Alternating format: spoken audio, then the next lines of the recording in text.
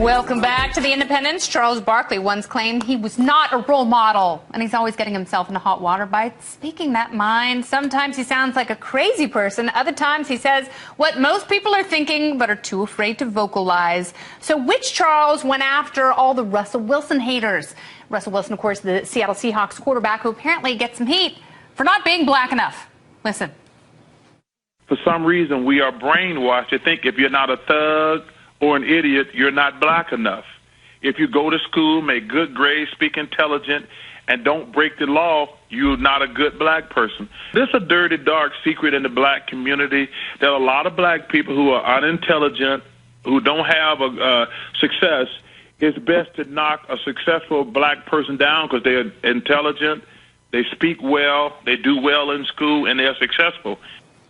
Oh, Charles, one of our favorite social commentarians, is back. It's Michael Killer Mike Render. He's one half of the very successful hip-hop act Run the Jewels. Their new album is called RTJ2. It is available now for a good download. Killer Mike, welcome back.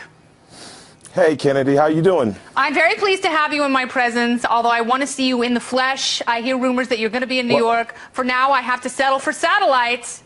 I'll satellite. I'm coming to New York, and we're going to have a record premiere party, and you are invited. You're welcome to come out. And you know I'm going to be there because I love the music, I love your voice, and I love hearing your take on all sorts of social issues. So, thank you. You heard what Charles Barkley had to say. Is he wrong? Is it racist? Well, first of all, I was raised by a woman from Tuskegee, Alabama. And those who are familiar with Tuskegee have heard of the Tuskegee Institute. They know about Tuskegee College, rather.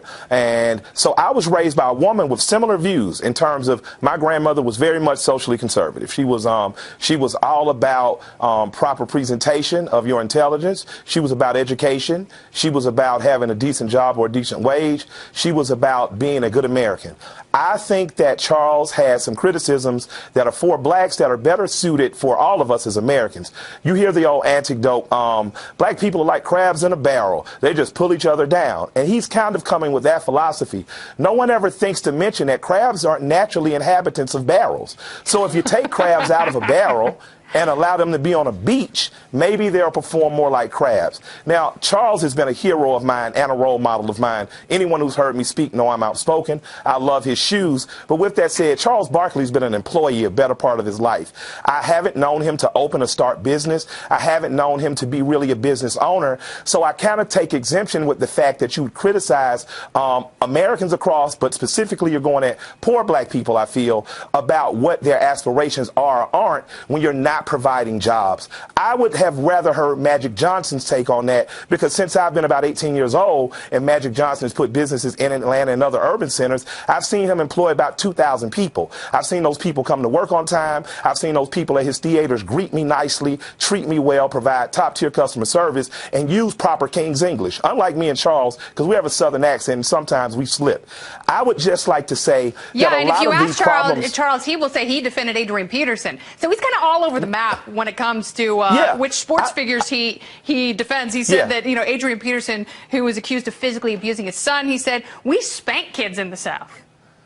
We do spank kids. We do spank kids, although that's definitely going to become a thing of the past. We're not going to be able to have corporal punishment or enforce it with the same zeal that we do. So we're growing out of that. But just back to Chuck in terms of criticizing what he calls thug culture. Yeah, okay, now I want to ask you this, Mike, before you go on. Is he shooting crabs in a barrel, or is he shooting them on a beach?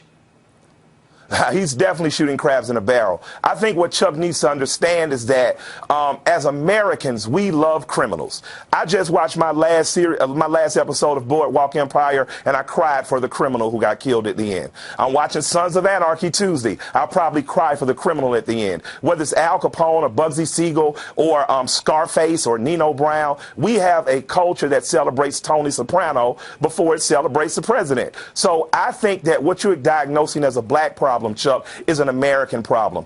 Anytime that Americans are scoring #1 in confidence, but 22 and 23 in math and science, that's more than a black problem. So what I'd like to challenge him to do today is to present himself less as an employee of the NBA and TNT, open up businesses in his community in Alabama, in places like Atlanta, Compton, Watts, Detroit.